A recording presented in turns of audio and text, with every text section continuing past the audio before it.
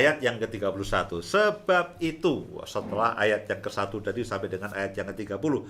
Sebab itu apakah yang akan aku katakan? Kita katakan tentang semuanya ini. Jika Allah di pihak kita, oh ya Allah di pihak kita, siapakah yang akan melawan kita? Loh, iblis bisa melawan kita, tapi nggak pernah menang. Yes. Amin. Loh iya toh? Ya, iblis itu bisa melawan kita, bisa memancing kita untuk ribut, tapi nggak percuma, nggak akan menang, percuma. Karena dia adalah musuh yang sudah dikalahkan, musuh yang sudah dilucuti. Dia dikatakan dia hanya berkeliling sambil mengaum-ngaum, mencoba untuk menggoda dan mencoba untuk mencoba untuk mengintimidasi. Jangan ditanggapi ya ribut kita. Ditanggapi menghabiskan waktu karena ya memang tidak ada kepentingannya sama sekali. Jika Allah di pihak kita, loh Pak, taunya Allah di pihak kita di mana? Saudara baca mulai dari ayat yang pertama sampai dengan 30. Wih, itu menceritakan semuanya, bagaimana tidak ada lagi penghukuman karena Kristus, bagaimana Kristus menebus kita, bagaimana Roh Kudus menolong kita. Nah, itu kan menunjukkan Allah di pihak kita. Allah mengasihi kita. Dia utus anaknya untuk menyelamatkan kita. Dia utus Roh Kudus untuk mendampingi kita. Loh, Allah Bapa, Allah Anak, Allah Roh Kudus di pihak kita. Iblis nggak ada yang mihak. Iblis nggak ada yang mihak. Ya, jadi saudara bisa bayangkan betapa ajaibnya kebenaran ini. Ya, betapa ajaibnya. Kan begini, aku punya keyakinan yang kokoh. Aku percaya, inilah keyakinan kita.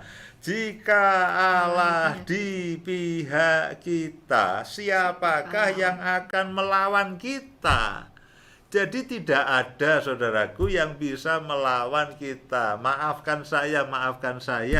Kalau saudara sudah lahir baru, saudara masih diganggu oleh kuasa-kuasa kegelapan.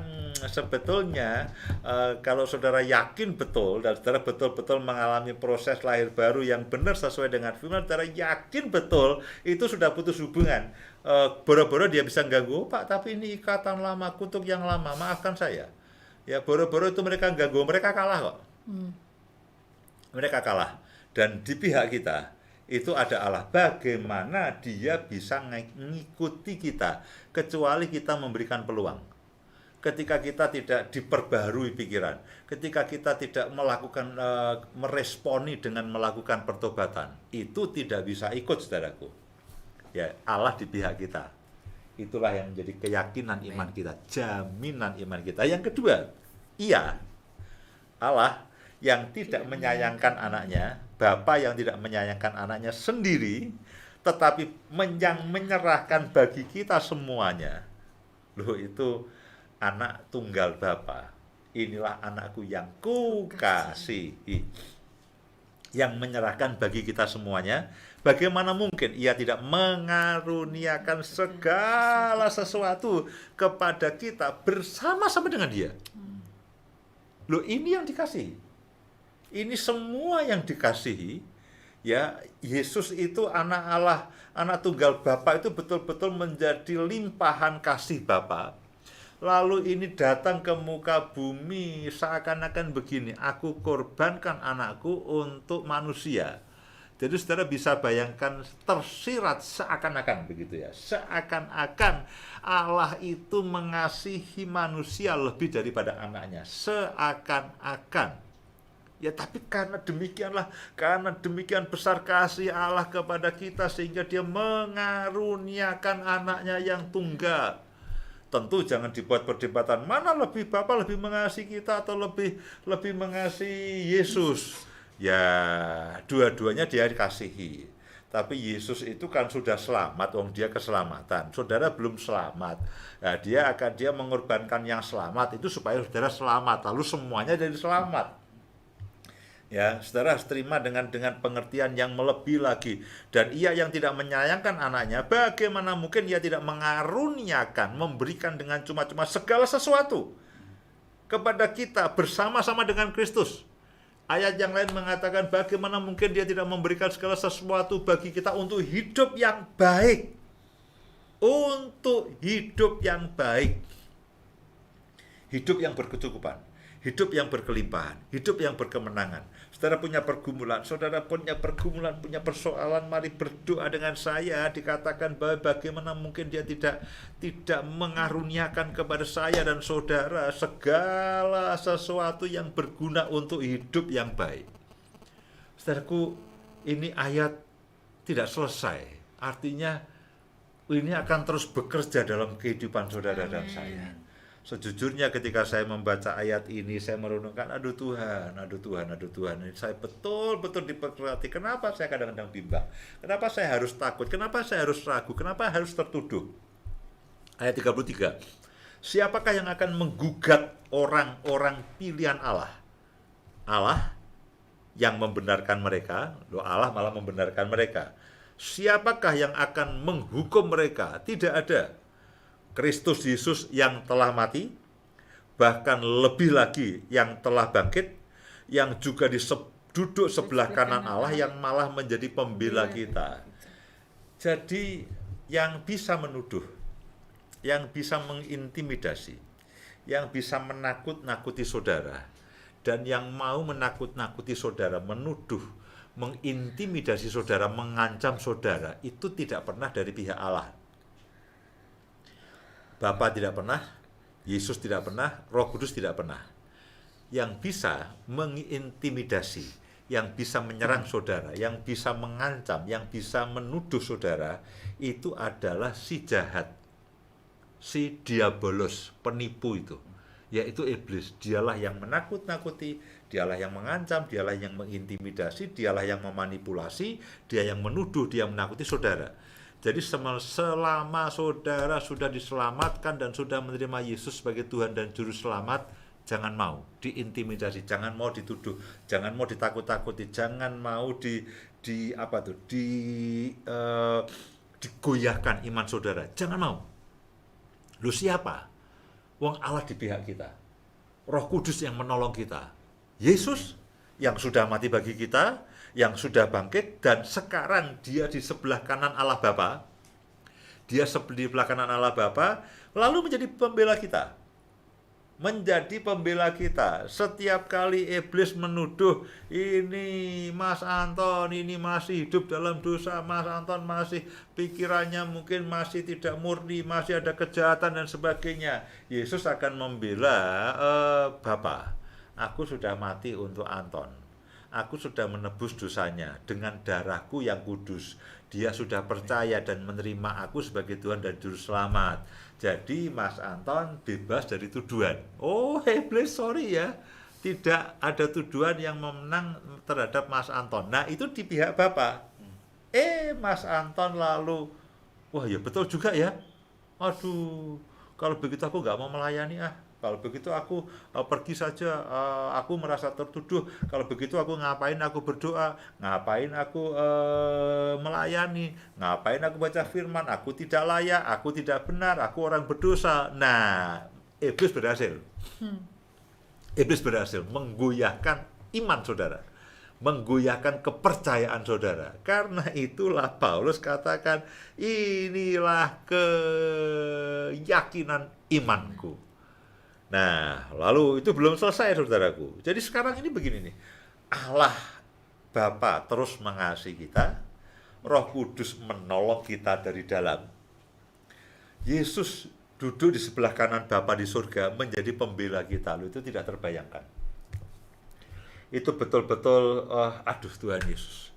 Betapa hidup sebagai orang anak-anak Tuhan itu hidup yang dikasihi, dikaruniai. Amen. Demikian ajaib. Ayat 35. Siapakah yang akan memisahkan kita dari kasih Kristus? Lu tidak ada. Tidak ada. Penindasan, kesesakan, penganiayaan, kelaparan, ketelanjangan, bahaya, pedang, seperti ada tertulis, oleh karena engkau kami ada dalam bahaya maut sepanjang hari. Kami telah dianggap sebagai domba-domba sembelian. Itu keadaan kita ini, saudaraku. Kita ini kan masih mengalami banyak masalah ya.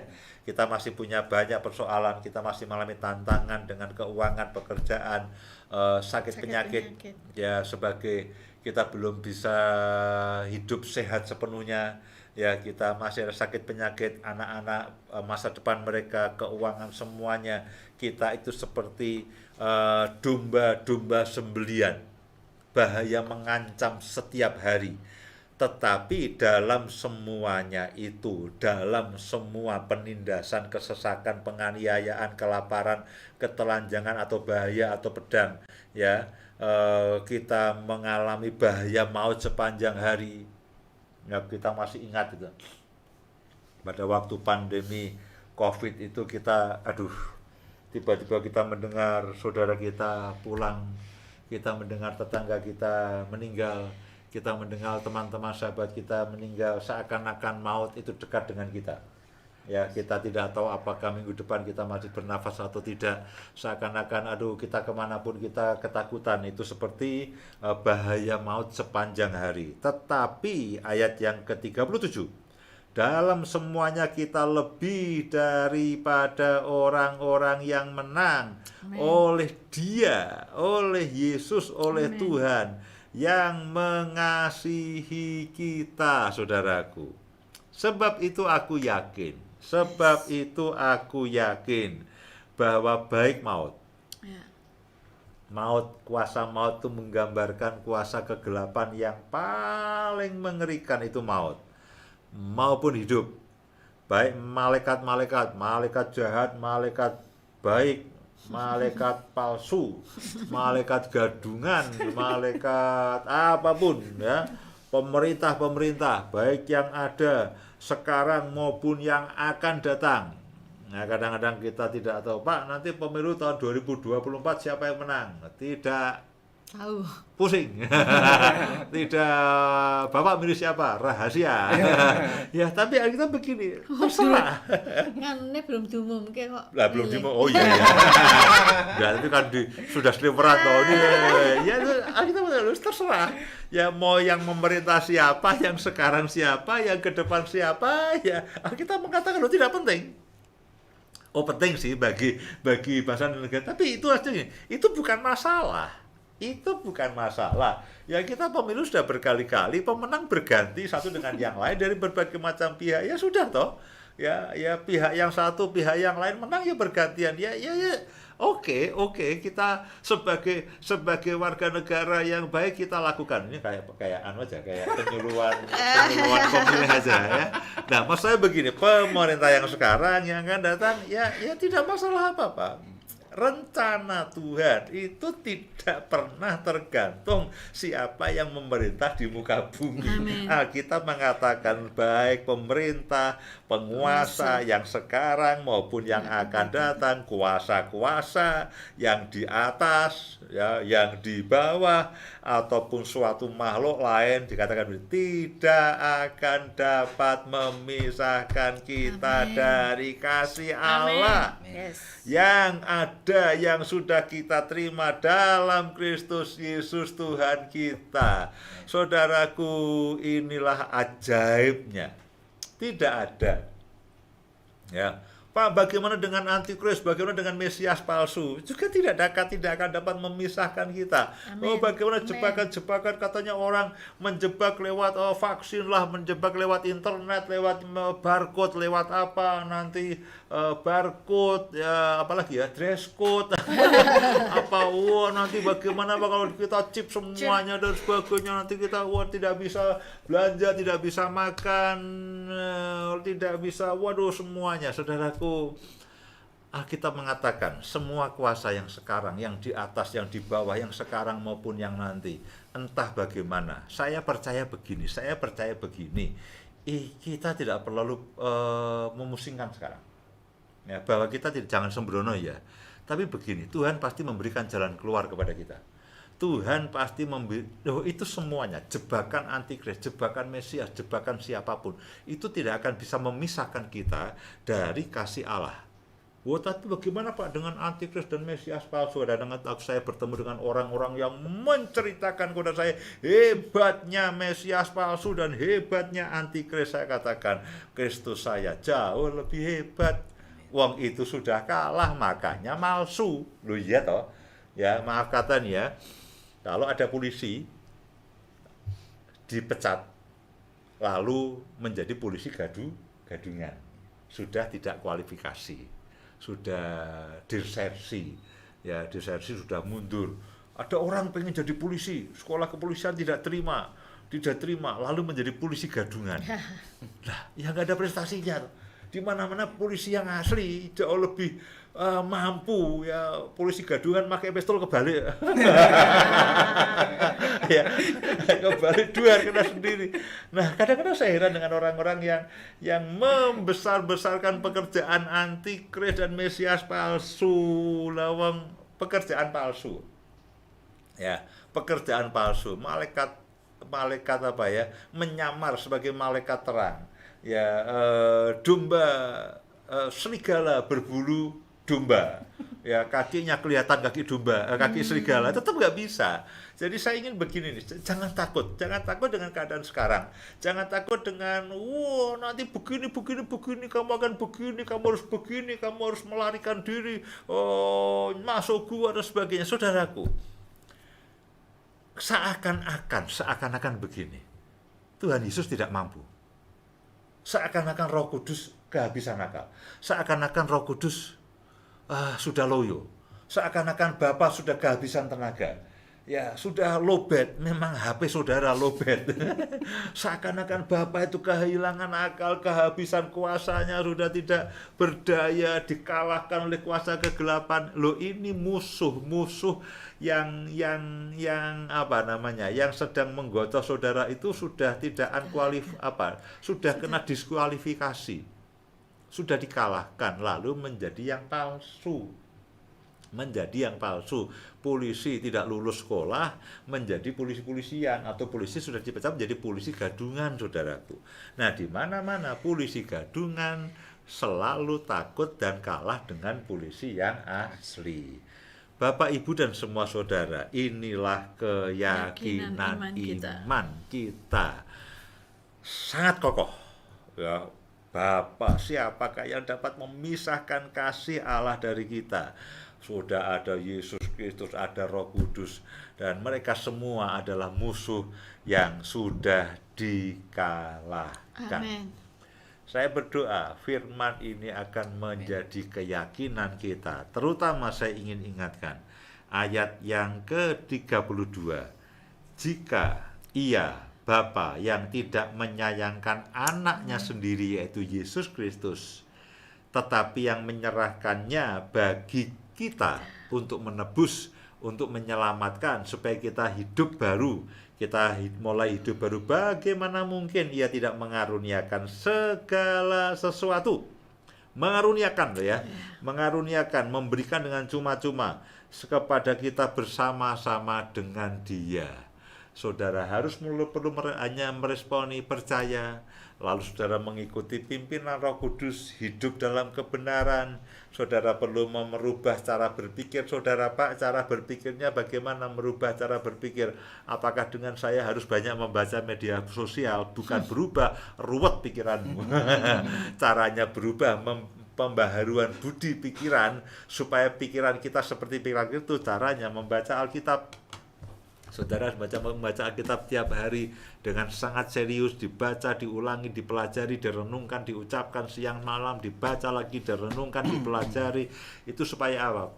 Ini kan berisi pikiran Kristus. Pikiran kita itu pikiran tidak jelas, ya, kita tergantung dari media sosial yang kita baca itu apa, itulah pikiran kita. Nah, ini harus lebih banyak kita renungkan daripada media sosial, supaya ada pikiran Kristus, kita mengalami perubahan pikiran. Firman itu tertanam dalam kehidupan kita, karena firman itulah timbul iman. Nah, kemudian hidup dalam pertobatan sesuai dengan pimpinan Roh.